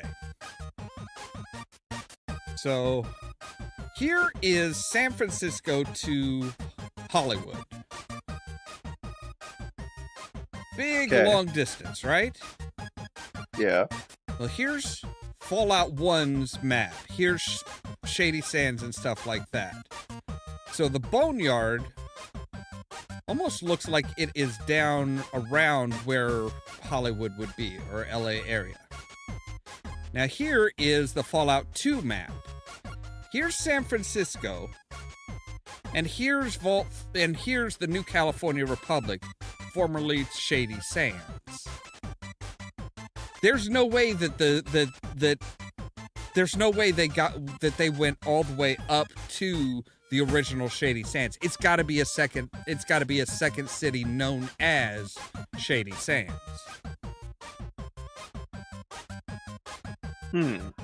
See, that wouldn't surprise me. Because they'd have to go, they should have been like, Hollywood's like right there on the coast. I'm back. So yeah, it couldn't have been the original Shady Sands. See, the other thing I had was the episode 8 ending. How long has he been walking? That's a good question, but remember, he is in a power suit. He is I in know power he's armor. in the power armor, but at the same time, did he meet any settlements? I would have guessed that he probably avoided them. Like that he seriously just did his best to try and avoid them.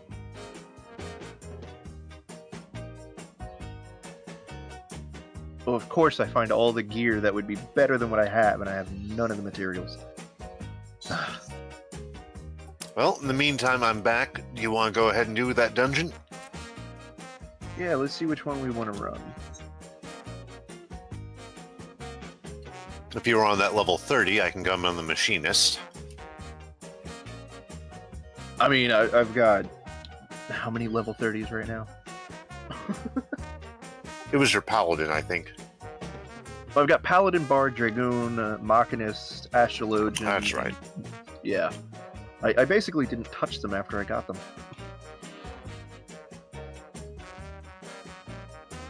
My machinist is 32.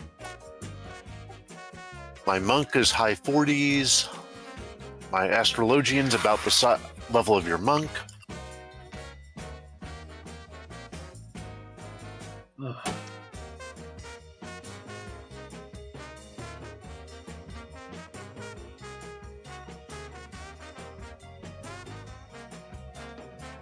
See, I was also trying to go through while I was watching Fallout, and I was trying to find all the little Easter eggs that they would put in the background. Surprisingly, I didn't catch as many as I thought I would. There were two horrible jokes that came to mind Oh. watching that first episode. The first was watching our hero, our Vault Dweller hero, literally taking staples to a cut in her stomach, and I caught myself saying that's not what I had in mind when they said staple a stomach. Yeah. That was another underrated joke, was the voice of Codsworth.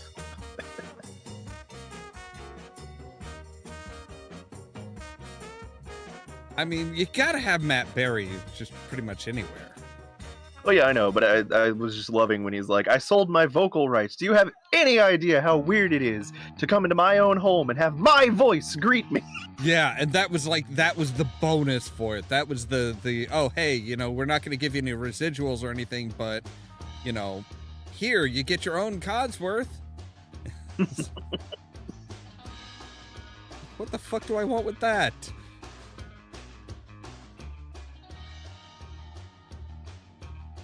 In fairness, that would make it a lot more useful than residuals in the future. Average wait time for Brayflocks is 6 minutes. That's not horrible. See, having your own robot would be very useful, yes, but hearing your own voice greeting you as you walk in. Yeah, like having a robot that sounds like you, it would just freak me the fuck out. It's like, I don't want to hear my own voice, you know, I don't want to hear my voice basically greeting me as I walk through the door.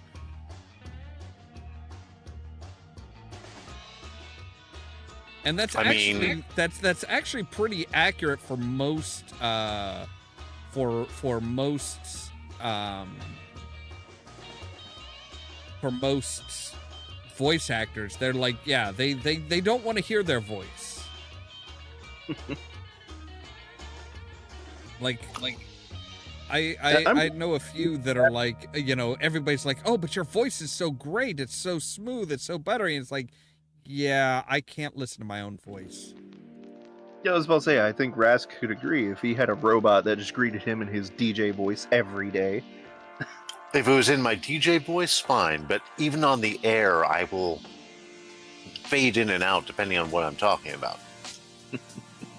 Like if I'm doing a PSA or some underwriting, well then, we enter the smarm. The second I get away from that, it's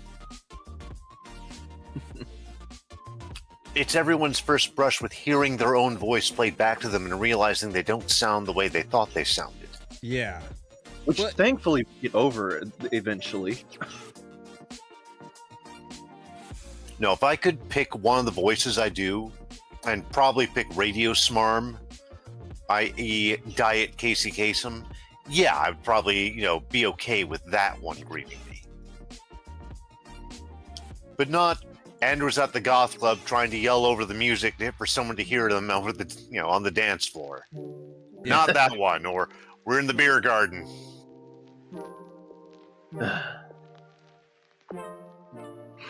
Yeah, see, that's the thing. It's like, yeah, this is just like, it's basically kind of like his normal speaking voice. And it's just like, that's, you know, he's just like, yeah, this is crap. What the fuck, guys? Yeah. Because he's like, it's not just my normal speaking voice, it's the voice I did for a character that I didn't even like doing. I mean, it's Matt Berry's voice, basically. It's just kind of like, yeah. But it's not so much the voice of that character, it's the catchphrases of that character.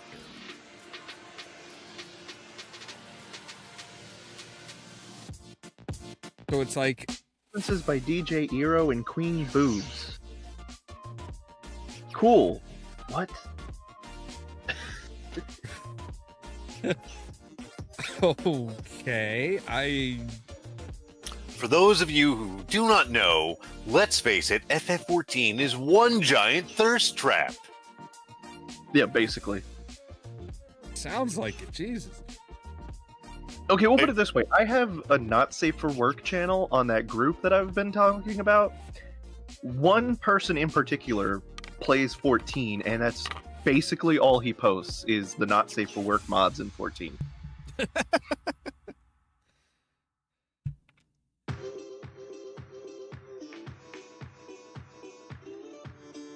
And then he went on this rant the other day. It was actually kind of glorious. just like the amount of passion he had into it. But at the same time, I had to be like, you do realize that I don't give a shit. Because he's like, bro, I have the mods and everything. And he's like, and I found this perfect in-game model. It was this perfect chastity cage. And it was based off this one and it looked great. And they want $300 real-life dollars for it. And I was like, okay. Like, glad you're passionate. I don't care. He's like, why do you need $300? I was like, do you realize what the person who is modeling that had to go through in order to model that for you, first off? Second off, keep in mind that if anybody finds out that they are modeling that for Final Fantasy XIV, their account is banned forever. And finally, take that passion. Take it, sir, and go make yourself a dungeon in real life. Yeah, pretty much. He's like, I'm not that passionate about the game anymore. I was like, I beg to differ.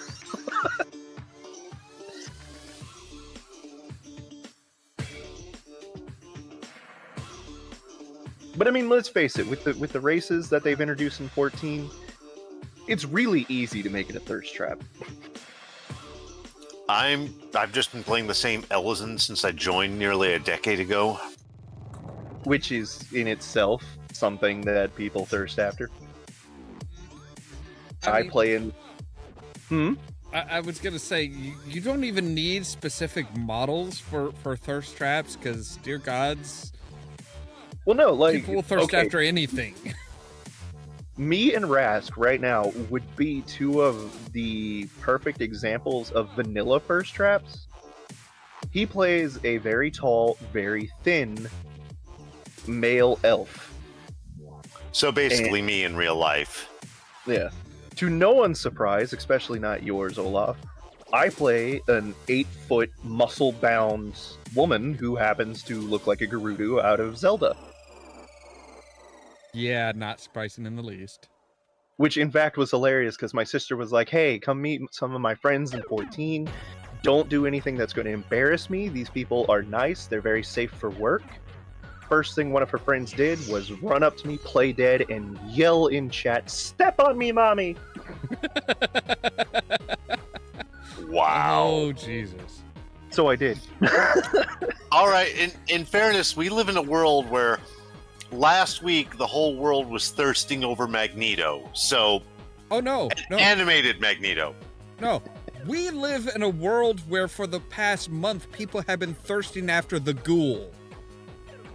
Yeah. The man has no nose, and then people are like, I'd do terrible things to that nose cavity. No nose.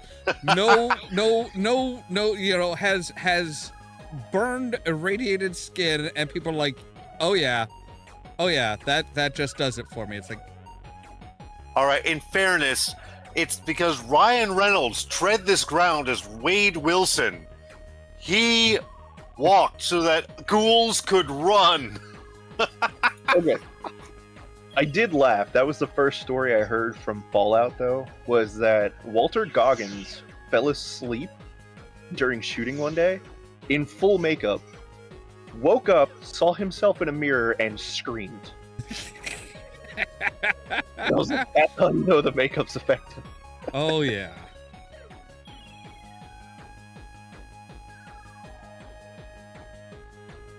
Average wait time, 8 minutes. Time elapsed, 9 minutes and 10 seconds. And guess, I just thought to myself, I have to disagree on the Castlevania game we don't talk about. It's not the 3D one. It's not Castlevania 64. It's Haunted Castle for arcades.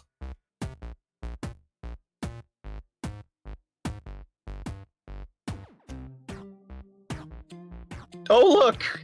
It's about damn time. As the audience says, what the hell is Rasclin talking about?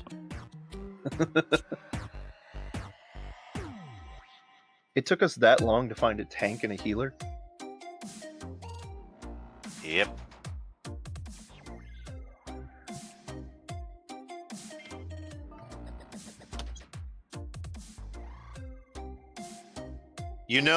If we had a sage and a gunblade, this would be perfect. What did we end up with? 2 machinists, a warrior, and a white mage. Oh, this is gonna suck. I don't know. Warrior and white mage is pretty good as far as tank healer combos.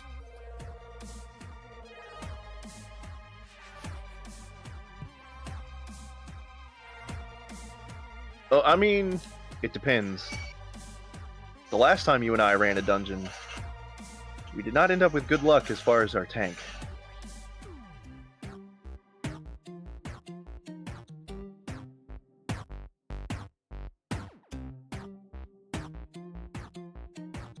I think Ollamh can agree, or at least feel us. The last time we ran a dungeon, our only prayer was, don't let the tank be a dumbass. Tank's a dumbass. Thank the dumbass. Of course. Holy shit, did we just wipe? Yes. Oh my god! Not only did we wipe, but then the tank's up and is going to die again. Ugh. You guys just got in. Yes, it's That's so why I impressive. said, holy shit, did we just wipe? He face pulled all the things. Oh God. You got silenced? The healer is apologizing. The healer should not have to apologize.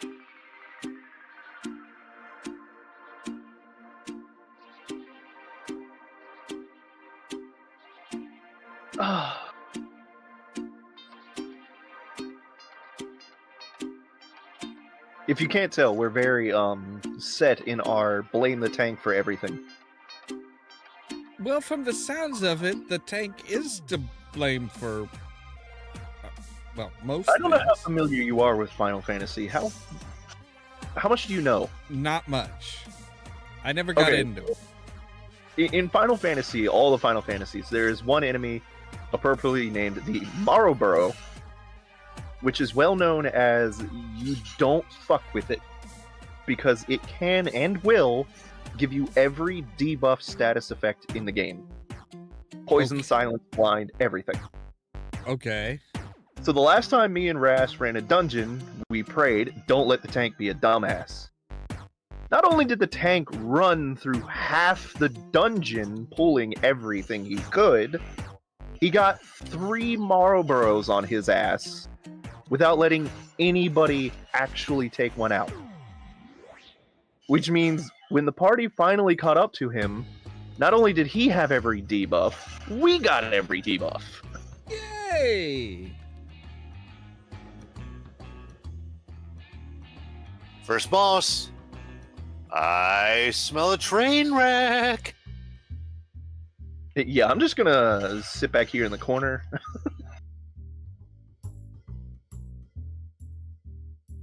I'm not going to cast Peloton because that has no point right now.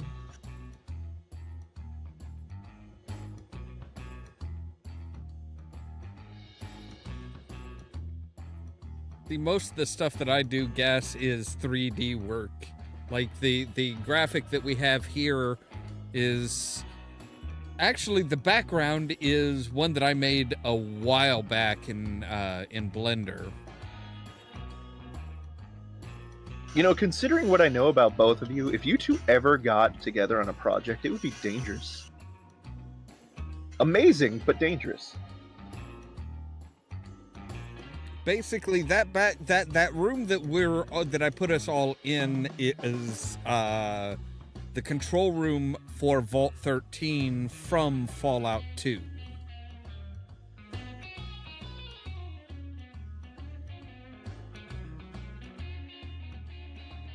All right, I already have one of those.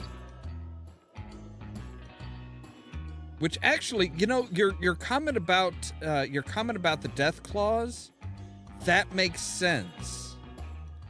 Because there wouldn't be any death clause because they were like massively they were massively hunted by both the Brotherhood of Steel and the Enclave in Fallout 2. Because Vault 13 had been like taken over by smart, intelligent death claws, and they're like, "Oh no, we're fuck this. We're you're all getting wiped out." Okay, I see that we are definitely doing the balls to the wall pools. Okay.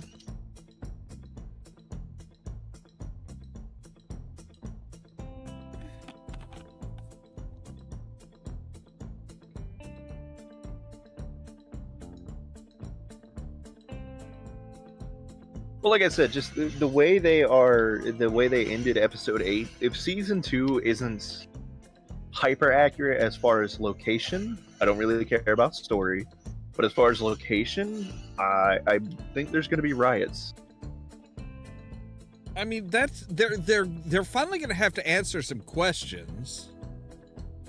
Like which ending for New Vegas was canon? True. I mean, Wait, doesn't this technically take place before New Vegas? No. So the bombs fell in 2077. This is 219 years later. That's 2296. New Vegas was set in 2281. Okay, yeah, you're right. That's why they were like, oh, hey, that's why when everybody was like, well, but why didn't anybody mention that, what happened to Shady Sands in New Vegas? It's like, because it hadn't happened yet. So, we know that people visited Shady Sands. We know that, Maximus grew up in Shady Sands.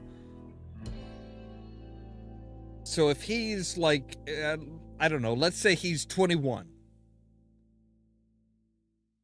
So 2296 minus 21 years, that would mean he was born in 2275.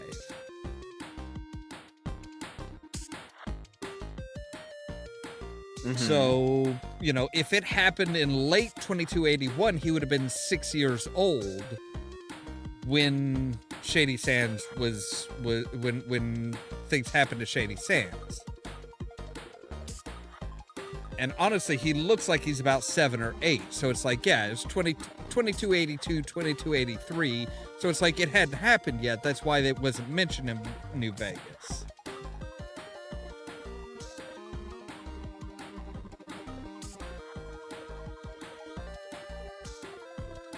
But yeah, it's like, it's one of those things where it's like, we don't know what's canon. They never answered what's canon in, the canon ending in New Vegas. So, I mean, accuracy wise, it's like they could go with just about anything.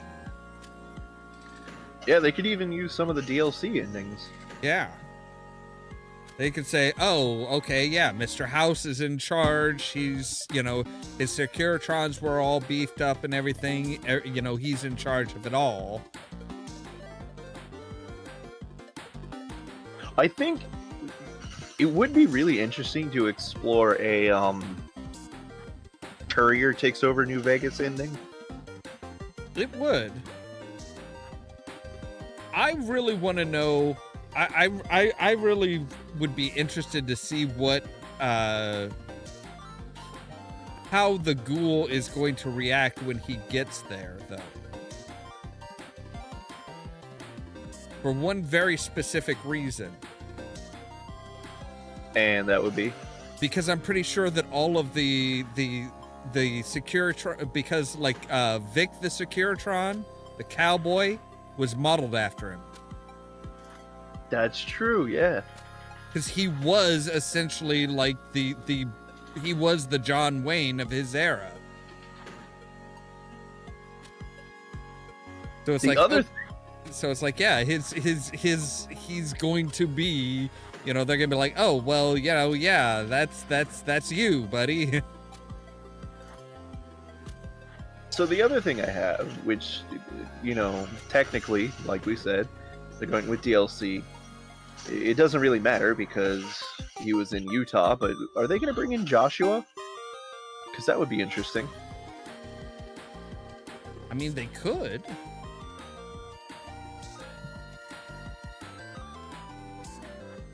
I feel like they would definitely have to simplify things. They would have to go with a post-Vegas, at least where some of the factions have been taken out. Because if they were to go with New Vegas with Caesar's Legion and the Brotherhood and the NCR and all of them still fighting, that would just be hell to write a storyline with. Yeah. I don't think they're going to go with like the I think Caesar's Legion is going to have lost. Yeah, I was about to say, I don't think they'd ever go with a pro Caesar ending, because that would make everything just absolute shit. Yeah.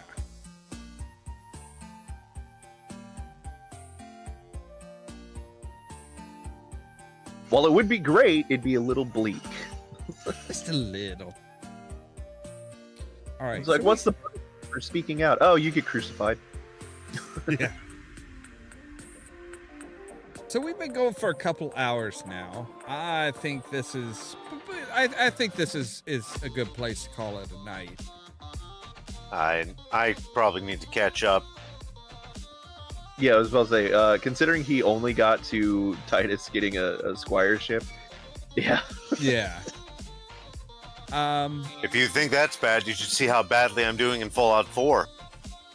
Actually, that was another thing I wanted to bring up. What was your thoughts on Knight Titus and how they tidied him up? I think it was. I think it was completely fair. Yeah, I was like, did he deserve worse? Honestly. No, I think he got exactly what he deserved. Now, my question is was that really Knight Titus? Yeah, or was it just another squire? Because they even said it wouldn't be the first time a squire killed his knight. I wonder how many knights. I wonder how many knights are who they say they are, and how many of them just like, okay, so yeah, my squire just died somehow. Don't know why. Don't know how. It was a whole mess. Don't worry, I'm back. But no, that was the other thing I was laughing at, because they did that whole joke where he rips off the codpiece and throws it to him, and I was like, that's why you used the T60, because you couldn't make that joke with anything else. And like, what do you mean? I was like, okay, so the T60 armor was unique in several ways, but also it had the advantage over the T45 of being modular. And they're like, what do you mean? I was like, you couldn't do that with T45 armor.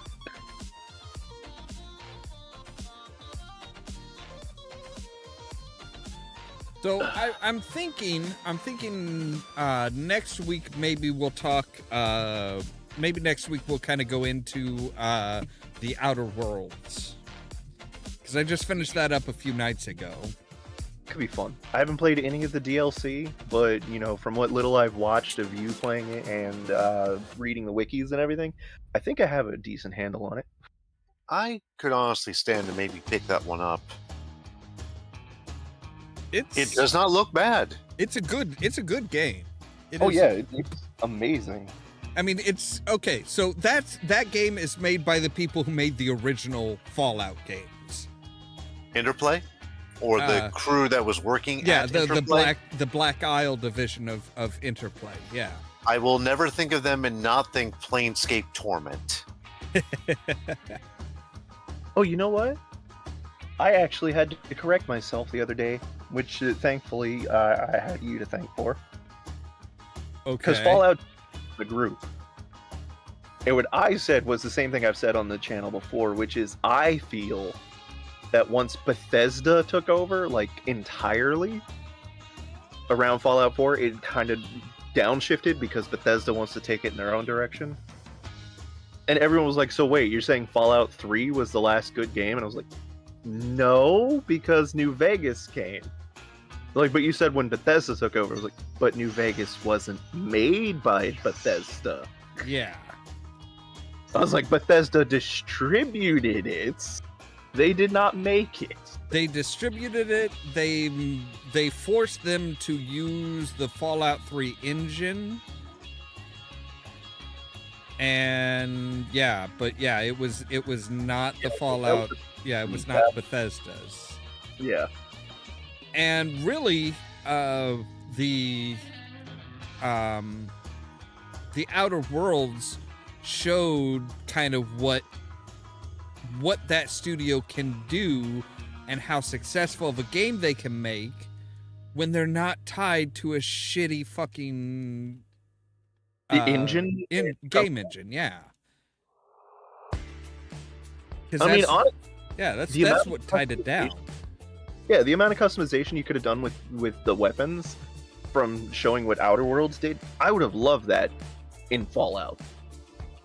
Because, like, yeah, you had customization in Fallout 4, but that was really mostly aesthetic more than anything.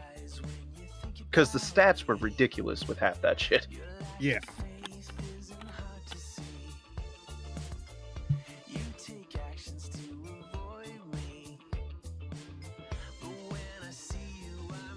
Okay. But anyway, yeah, I think I'm ready to call it a night. All right. So you guys want to do your good nights? Thank you, everybody, for joining us. Hope you had a good time. Thanks, Gas, for contributing to the conversation so thoroughly. And we'll see you guys next week. Tomorrow night, Over the Edge on Community Radio for East Central Illinois, 90.1 FM, WEFT Champaign. Streaming online at new.weft.org/listen. Show begins at 10 p.m. Central. And there actually is a link in the description down below for that. Thank you. I actually remembered this time. Woot. All right. As always, guys, thanks for being here, and I'll go ahead and do my outro. Thanks for having us. Thank you. All right. As always, thank you guys very much for watching. If you like the video, don't forget to hit the like button. If you're new here, don't forget to consider prodding that subscribe button. If you want to be kept up to date of when we go live and stuff like that, make sure to ring the bell, but also check out the social media links down below.